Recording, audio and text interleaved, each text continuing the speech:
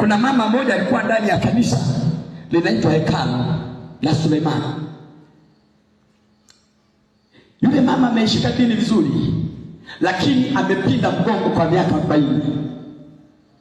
Hakuna anayemhurumia kwa sababu ni dini yake. Ukitaka uache, ukiacha siku ukifa hatuje kupumzika. Dini inakuwa kama chama, kwa hiyo lazima utekeleze masharti. Yule mama amepindana mgongo, hatujui kana tembea namna hii, hatujui kana tembea namna gani na hii, lakini yuko kanisani miaka 40, yuko kanisani anatembea namna hii, anakwenda anatoa sadaka. Wako pale makuhani wanamwangalia, amepindana. Kuna watu wamepindana kiasi kwamba hata akitembea unamhurumia, unamuona anatembea namna hii, unajiuliza hata fika chini. Unaona wewe unamhurumia, jamani kilema, kumbe kuna watu wamekubisha.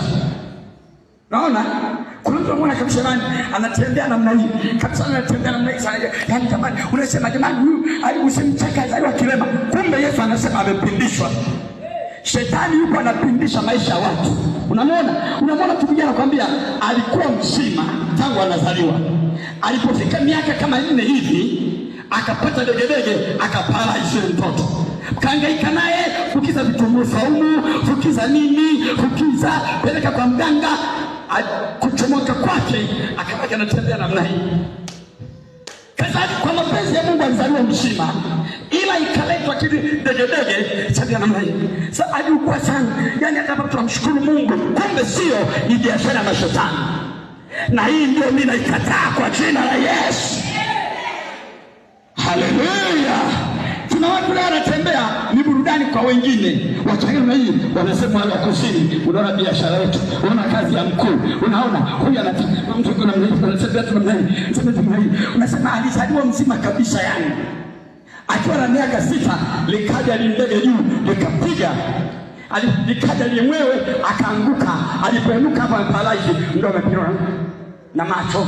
Ndio alipotoka pale tumepambana mpaka mnaona tendea namna hii, ni mapambano hayo. Naona yani alipigwa na dawa la ndege, kaanguka na miaka 8. Anatoka shule yuko darasa la 2, lakini alienda shule mzima na akili yake, mzima na moyo wake, mzima na nguvu zake. Akapigwa piu, kaanguka. Angaika, wakachukua mezimia, peleka kwa mganga, peleka hospitali, peleka wapi, soma dua, kumchomoa angalau. Mashetani anasema nia yetu sio kwamba afe. Kuna watu wanapigwa nia sio afe, awe kazi ya mashetani. Ili kwa hiyo kutembea namna hii, kuna watu wanaingiza mabasi duniani. Kwa hiyo kutembea namna hii, kuna watu wanaingiza dhahabu. Kwa kutembea namna hii, wewe uko namna hiyo, kile kufanya namna hii kama unaita dhahabu hicho. Naona namna hiyo sasa. Lakini watu wa Mungu wanaangamizwa kwa kukosa maarifa. Hawajui haya.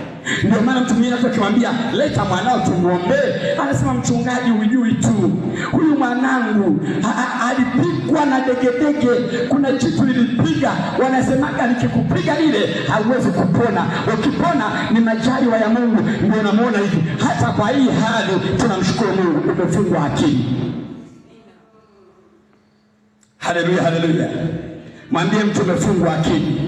Ndio maana Yesu alikuja, wachawi wote wakae pembeni, waganga wote wakae pembeni, mizimu yote ikae pembeni. Neno la Mungu linasema katika Hesabu 23 na mstari wa 23, hakika hakuna uchawi juu ya Yakobo wala hapana uganga juu ya Israeli. Haleluya.